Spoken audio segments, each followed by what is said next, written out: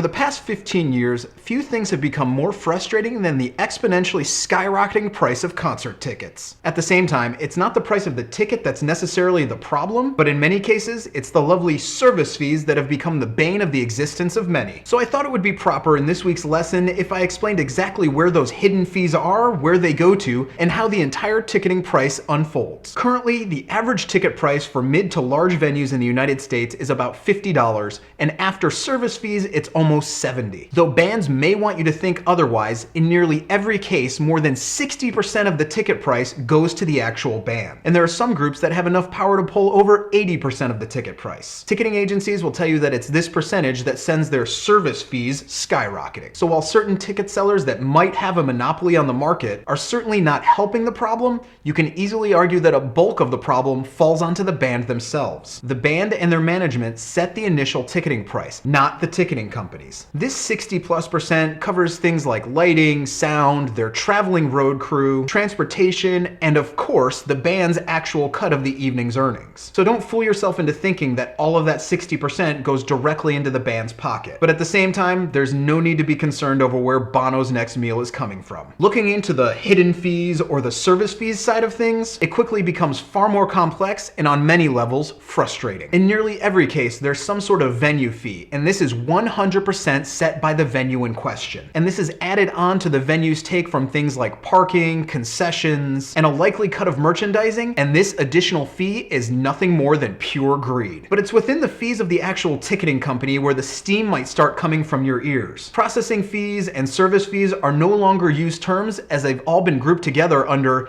a convenience charge. While it may seem nice at first, this is actually making ticketing companies even more money as they're able to apply it on a per ticket basis as opposed to the old per order charges. Some of the money here goes to obvious things like staff fees, technology upgrades, scanners at venues, and things of that nature, but the reality is that more than half of this money goes directly into the pocket of the ticketing company. For the record, it's estimated that one of the very, very large ticketing companies in the United States pulled in more than $1 billion off of this convenience fee last year. The true greed factor, though, can often be seen on bands that have lower ticket prices or maybe just a smaller band. In these situations, it's not uncommon for this convenience fee to be an extremely high percentage when compared to the face value, if not equal or even more than the price of the initial ticket. This is as clear of a marking of the true greed of these companies as you can find anywhere. So what's the solution here? Don't go to shows, avoid scalpers, write angry letters to these ticketing companies and venues? Honestly, I don't think any of these solutions on their own will actually work, nor do I think any of them are all that realistic if you want real change. We've seen many bands over the years attempt to circumvent the monopoly that is the 2 or 3 giant ticketing companies in this country, but in the end, the bands have been forced into some horrible compromise so they don't take away the experience of live music from the people that actually count,